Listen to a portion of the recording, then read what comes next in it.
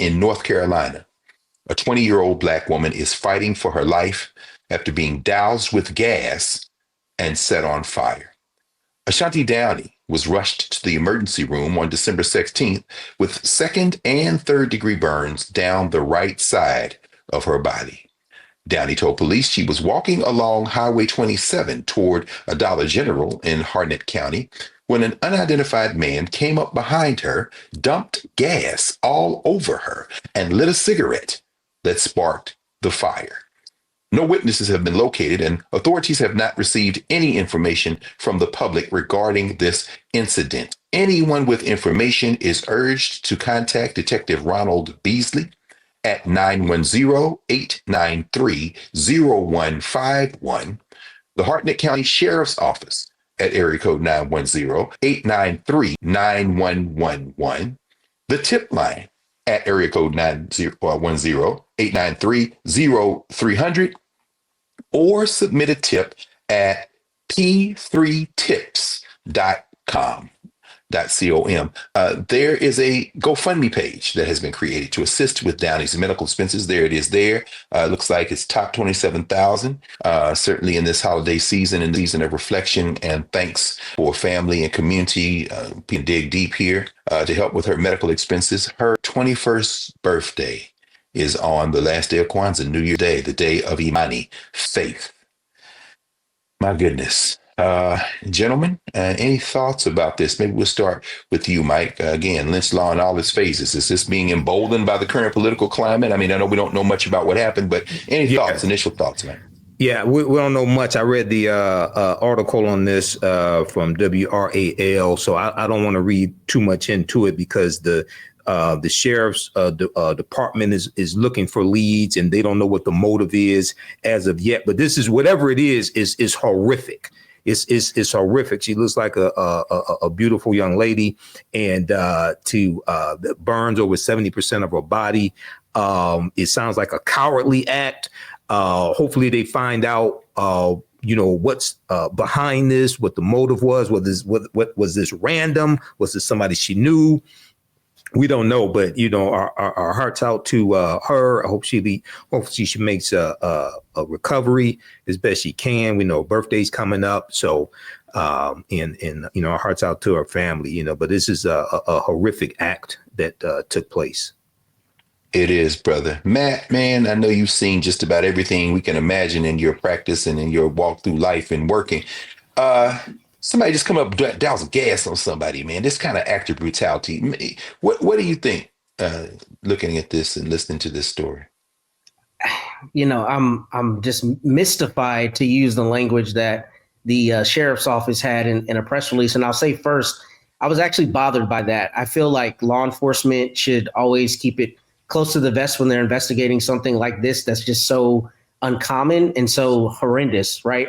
They need to say we're actively investigating, but it made it sound like they were throwing their hands up. And I don't think that's the right way to approach it. I will say that this is not the kind of thing that happens, randomly most of the time.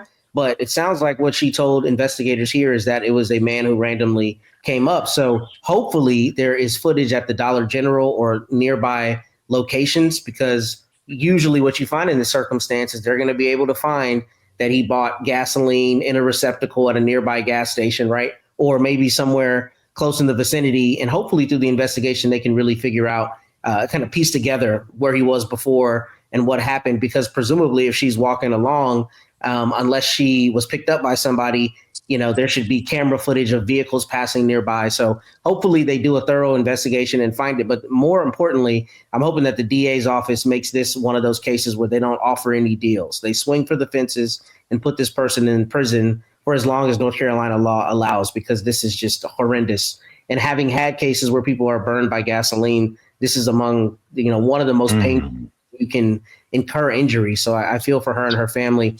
But hopefully in the state of North Carolina, they also have victims compensation. Like in Texas, we have it where you can receive money from the state for certain offenses. So hopefully her family will be able to receive some of that in the interim to help with her medical expenses.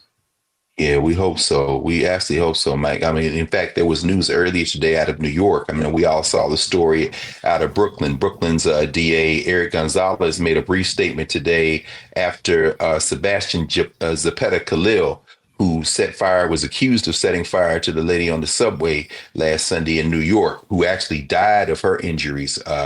He was indicted on charges of murder in the first and second degree. So she was set fire on the subway last Monday. So Ashanti Downey has been harmed. Obviously, it's a horrendous act. She still has her life. We want to surround her in prayer and support her in any way we can. And as the old song, I think, was Sister Winona Carter, gospel singer, strange things happening every day. Hi, I'm Isaac Hayes III, founder and CEO of Fanbase. Fanbase is a free to download, free to use, next generation social media platform that allows anyone to have followers and subscribers on the same page. Fanbase was built through investment dollars from equity crowdfunding from the Jobs Act. People just like you help build Fanbase, and we're looking for more people to help build Fanbase. We are currently raising $17 million in a Regulation A crowdfund on Start Engine. We've already crossed $2.1 million, but we're looking to raise more capital from people just like you that deserve the opportunity to invest in early stage startups without having to be accredited investors. So right now, I'd like you to go to startengine.com/fanbase and invest. The minimum to invest is $399. That gets you 60 shares of stock in Fanbase right now, today. And then use Fanbase to connect with friends, grow your audience, and be you without limits.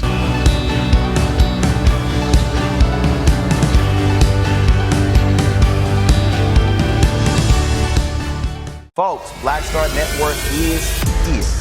Hold no punches. I'm real revolutionary right now. Support this man, Black Media. He makes sure that our stories are told. Thank you for being the voice of Black America, Roland. Stay black. I love y'all. All momentum we have now, we have to keep this going. The video looks phenomenal. See, this difference between Black Star Network and Black-owned media and something like CNN. You can't be Black-owned media and be scared. It's time to be smart. Bring your eyeballs home. You dig?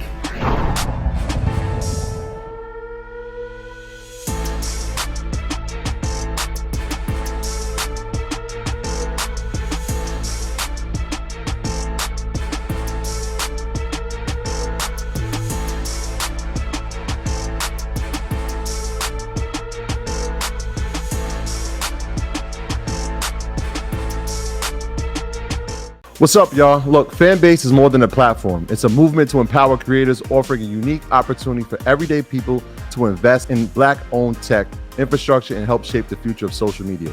Investing in technology is essential for creating long-term wealth and influence in the digital age.